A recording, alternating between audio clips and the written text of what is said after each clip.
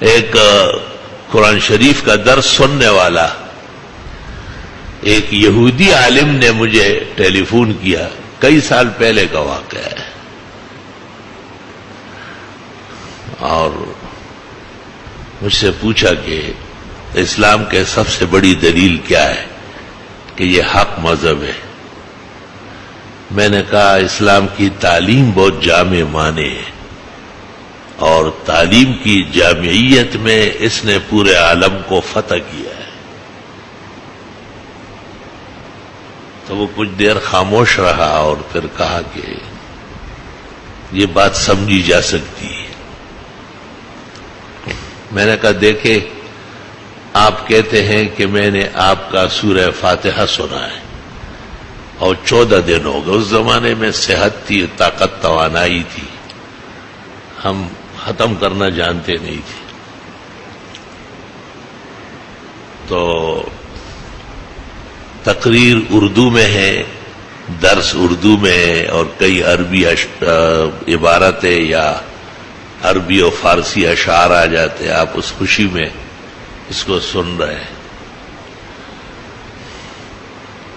اور یہودی تھا، اور وہ بھی تفسیر کشاف اور بیضاوی پر کسی بہت بڑے انسٹیٹیوٹ میں کام کر رہا تھا۔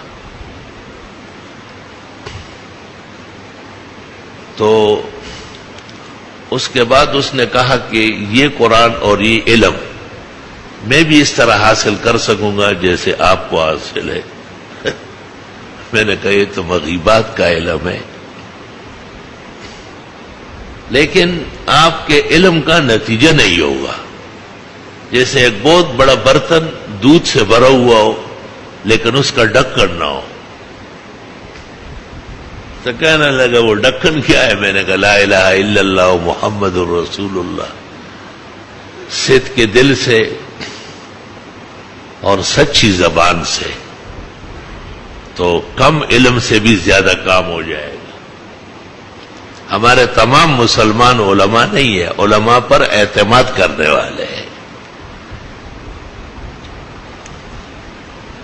یہ ایک ایسی چیز ہے کلمہ کہ اس کے لیے کسی کی دلالت یا کسی کی جدوجہد دوسرے درجے کی ہے، اصل اللہ کا فیضان ہے۔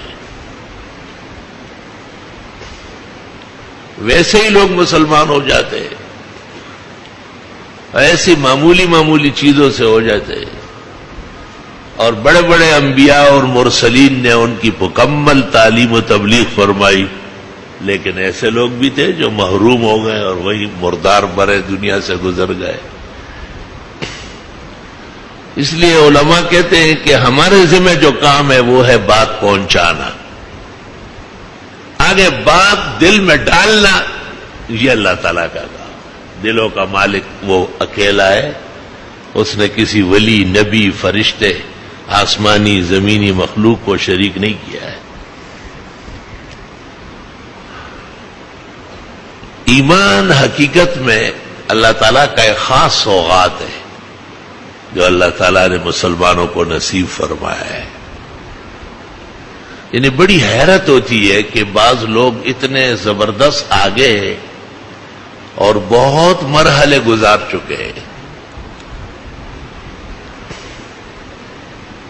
لیکن وہ اصل روح جو انسانیت کی ہے اور زندگی کا جو اصل سرمایہ ہے ایمان، وہ نہیں ہے۔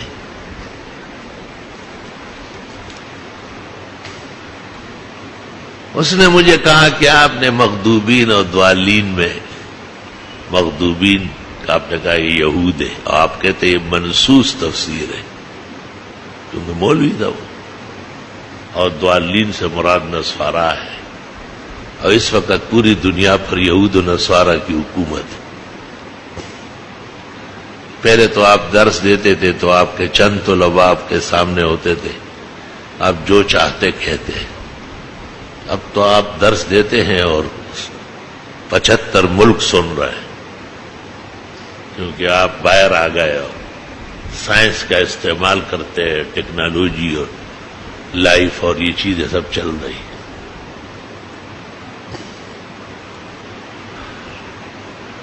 تو پوری دنیا پر یہود و نصارہ کی حکومت ہے، اور آپ انہیں کہتے ہیں کہ وہ مغضوبین اور ضالین ہیں، اور کبھی کہتے ہیں کہ وہ بندر بنائے گئے، کبھی کہتے ہیں وہ خنازیر بنا دیے گئے،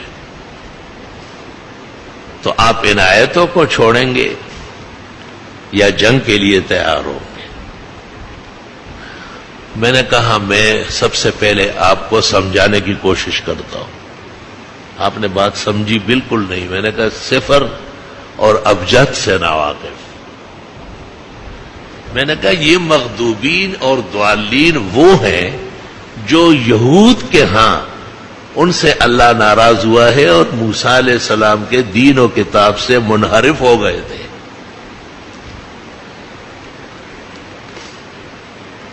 اور جو لوگ عیسیٰ علیہ السلام اور انجیل سے منحرف ہو گئے وہ ضالین ہو گئے.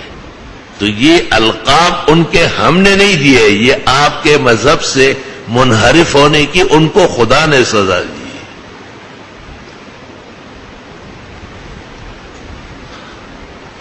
میں نے کہا دیکھو جتنی آپ نے گفتگو کی یہ ایک طرف کی گفتگو ہے، وہ جن پر خدا کا غضب آیا اور جو سیدھے راستے سے کٹ گئے. لیکن آپ نے یہ نہیں سنا کہ قرآن کہتا ہے یعلمہ علماء بنی اسرائیل. اس بات کو بنی اسرائیل کے علماء جانتے ہیں. آپ کے علماء کو قرآن علماء کہہ رہا ہے.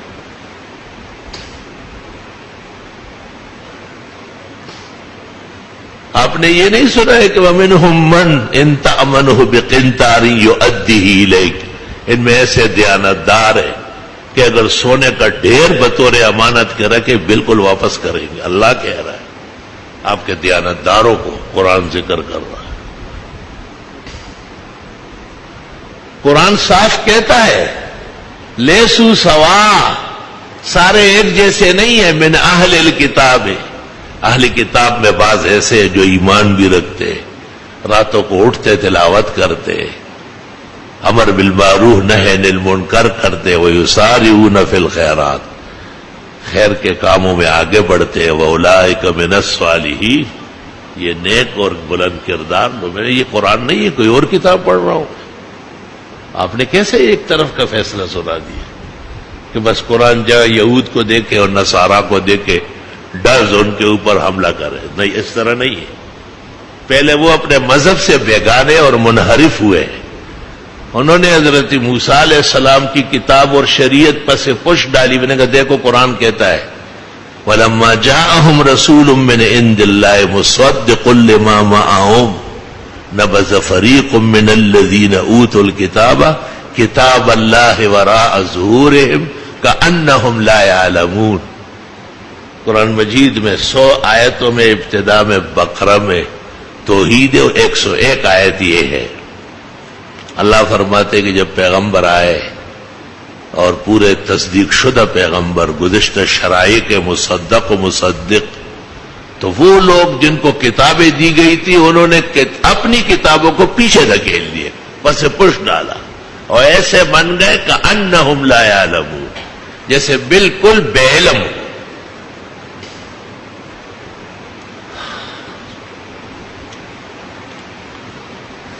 بہت ضروری ہے کہ دینی مسائل کی طرف توجہ ہو، اور دینی مسائل کسی کا بھی ٹھیکہ نہیں ہے. اگر عالم بھی ہے اور اس نے محنت نہیں کی ہے تو وہ کافی جواب نہیں دے سکے گا، اور اگر ایک عام آدمی بھی ہے زندگی کا اور اس نے غور و خوض کیا ہے تو وہ جواب دے سکے گا، اللہ اس کی مدد کر لے گا. خیر وہ ایک اچھی مجلس تھی اور وہ بڑے موڈ میں نے اس کو دونوں سمت سمجھائے کہ مغضوبین اور ضالین وہ لوگ ہیں جو آسمانی کتابوں کے منحرف ہیں اور انبیاء کی تعلیمات کو پس پش ڈالا. پھر میں نے ان سے پوچھا کہ کیا آپ کے موجودہ مذہب یہودی میں آپ کے ہاں اچھے برے، ماننے والے نہ ماننے والے سب ایک جیسے انعام یافتہ ہیں؟ انہوں نے کہا نہیں یہ تو ہو ہی نہیں سکتا ہے. تو میں نے کہا پھر اس کا کیا ہوگا؟ کہا میں بہت معافی چاہتا ہوں، آپ کے استاذ ہونے پر اور اپنے شاگرد ہونے پر فخر کرتا ہوں. قرآن جو پڑھاتے ہیں وہ آپ جیسے ہونا چاہیے، جس کی نظر محیط اور بسیط ہو. یہ الفاظ ہیں اس کے.